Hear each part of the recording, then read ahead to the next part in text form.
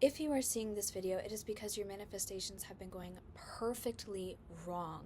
This is a warning sign. It's not to scold you or tell you that you're doing something bad. It's that we need to adjust what you've been writing and what you've been wishing for. This is a very specific type of tragedy that the manifesting community and YouTube videos will not talk about. It's when your dreams come true, but the exact way it was spoken. I have some quick little notes that I jotted down on my phone, as well as full-length notes that I'll be referring to in my binder. I highly recommend that you write notes down as I'm talking, because the brain-to-hand science is much better than typing. What I'm getting is that you are manifesting too specific of a desire. Now, I will be speaking about love, but this could be applied to literally anything. When you are desiring something way too specific in the realm of manifesting, you are spending so much time fantasizing about how it should feel and how it should look and how it should play out that you are accidentally manifesting the emotional conditions instead of the actual outcome. What does this mean? So let's apply this to love. You are specifically manifesting a cinematic romance. You are manifesting a movie romance. This is like ups and downs, rounded, like that kind of thing where it's like, I'm flirting with you and I'm not telling you that I like you. And it's going to be these like heartthrob moments, right? Like that's what you want. You want this person to like obsess over you and you want this like mystery almost. Do they like me back? You don't only want love. You want longing, tension, anticipation.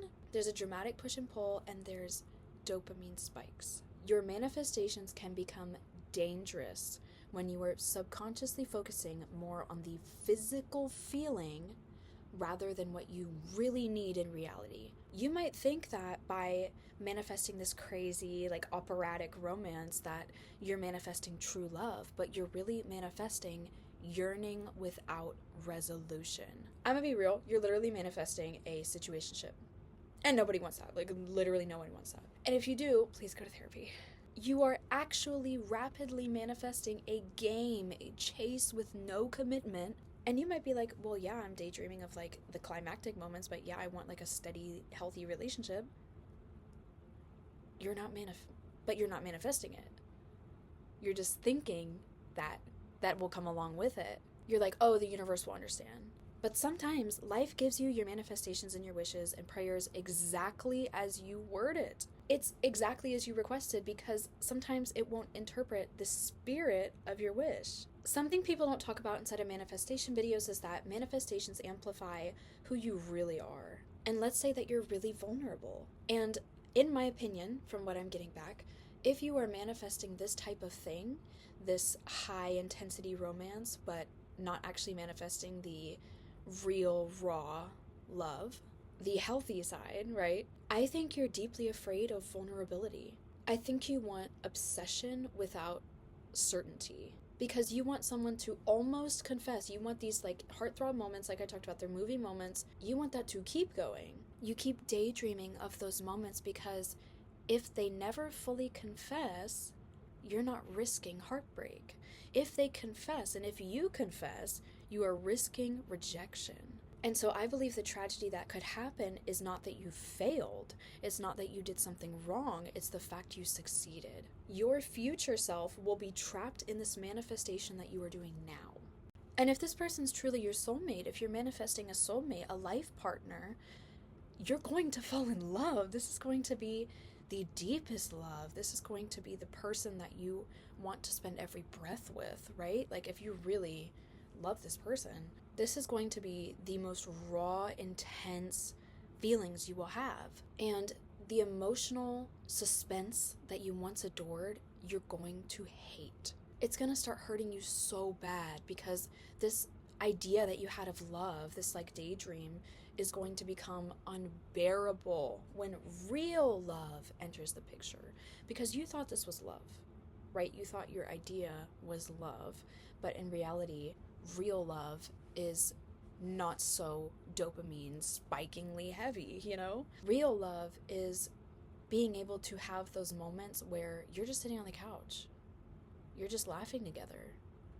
You're eating dinner together and smiling and having a good time. It's not always this, it's not always like that. I personally think manifesting wrong is something people do every day. They do it very frequently. I mean, I'm obviously somebody who's experienced it. I'm talking from experience. You are manifesting a feeling instead of an outcome. Now let's talk about this. The most common ones people do is manifesting being desired instead of being loved, manifesting attention instead of real connection, and people manifest mystery instead of honesty. Now, this is something that's a little bit of a hot take. A lot of people make the mistake in believing that yearning itself is love. You are romanticizing emotional suspense so deeply that you are building your future around almost having what you want. At the end of the day, what you want is stability. That's what everyone wants at the deepest level inside, especially whenever it comes to love. Like, we want someone who could be our rock. We want someone that we can lean on and come to for everything, every topic. We want someone that understands us on such a deep level that it's like it's the perfect click, right? It's like ding.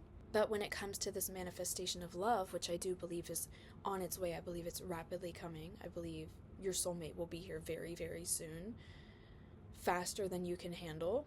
Yes, it's a fun feeling. Yes, it's exciting. But by the time this manifestation fully comes to life, you are going to realize that you actually wanted intimacy. You actually wanted a deep connection. You wanted a healthy romance. The second you realize you're in love, you will also realize you're trapped in a game that you yourself have created. I wrote down that this is the beginning of a tragedy disguised as a fantasy, because when manifesting goes perfectly wrong, right? Perfectly wrong, they're going to look exactly as you wished. It's going to be like, oh my peach, like this is literally everything I've ever dreamed of, while it's slowly destroying you on the inside. That was segment 1 of this video. Now I will be talking a little bit more in detail about when you are manifesting an object, a person, an item, a thing. When you are manifesting a thing, you are manifesting a feeling. Now, I touched on this topic earlier, but I'm going more in detail with my binder. I challenge you to think of anything. There is a feeling behind it. Let's say, for example, you are manifesting a TV. You're probably like, okay, but this is a really, really good example. When we think about watching TV, or just like in general using the TV, what emotion comes to mind? Well, for me, I like watching ambience videos to just have on my TV, like Animal Crossing ambience and like the pretty moon and flowers and stuff like that. So for me, the TV is like low-key comforting. I also love watching YouTube on TV, so I like watching content creators, and it feels almost like community, you know? If they're talking and I'm like engaging. So just from those small examples, we are able to see that the TV has many emotions behind it. If you want to get super deep, you can dissect why you want to manifest a certain type of friend, why you want to manifest a certain type of career, all of that. Like, you can go so in deep with it. When you are manifesting, you want to manifest that feeling instead, because the less we are attached to things, the more our lives flow. Being desperate for something pushes it away. Because if you are obsessed with something, if you're like hyperfixating, if you're desperate for something, you are proving to the universe that you do not have that thing. And if we know anything about the law of attraction, the more you affirm you don't have something, the more you don't have it. So the key, and I know it's hard, is to release attachment from as many physical things as you can when it comes to manifesting. I'm not saying let go of everything you've ever felt. I'm not saying release attachment to your home. I'm saying when it comes to manifesting, we need to release attachment.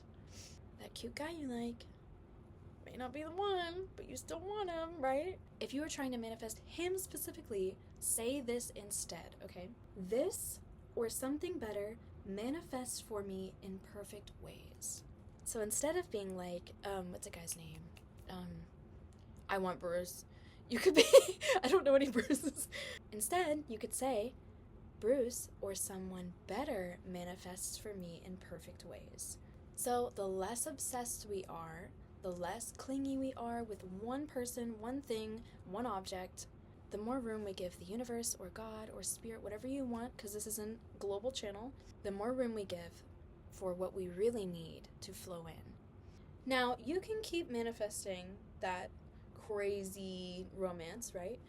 Or you can manifest something better and leave it up to the universe. Okay, the next segment is going to be how we actually do it right. We are focusing primarily on the feeling that we're manifesting.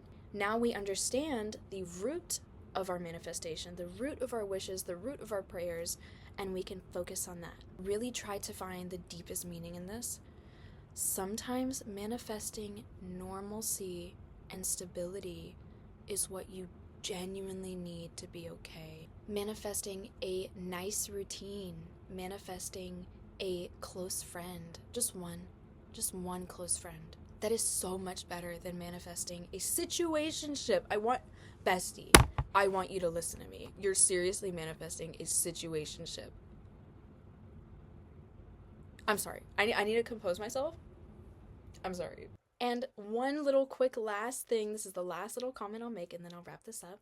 If you are like me and it is very hard for you to just sit and have this only in your head, like this is only in your head, what you can do, you can buy a prayer candle and you can write your manifestation on it. You can do a symbol. You can do like, if it's a heart for love, like that kind of thing.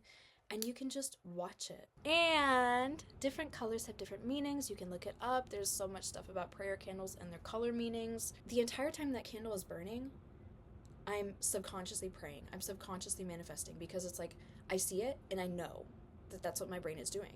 But to wrap all this up, I truly do believe in you. I know that you've been manifesting a little bit wrong, but that's okay. This is a lot of subconscious talk, a lot of deeper meanings behind things. I know it can be hard. I actually usually never do videos like this, but I felt very called to.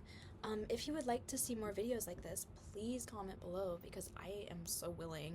I know it's not my career, but like I study this. This is what I study all day. I have multiple books on it. I'm trying to really be knowledgeable in this. And I don't mean to brag, but I am the world's first princess pop star. I have 4 #1 songs. I've been charting for over 200 plus weeks. All of my music's on my YouTube channel. I want to one day have a professional management team, but also what comes with manifestation is extremely hard work. I do work 8 to 10 hours a day, but I do it for my fans. I am on a global mission to make the world smile with my career. I want to start going to hospitals, women's events, LGBTQIA events. I want to go to anime conventions, everywhere, and spread this mission to make the world smile. So if you are an event organizer or anyone that knows one, if you want me to do some kind of cool thing, email me, which you can find in my website. Please support my music career, and I really hope you enjoyed this video. Listen to me!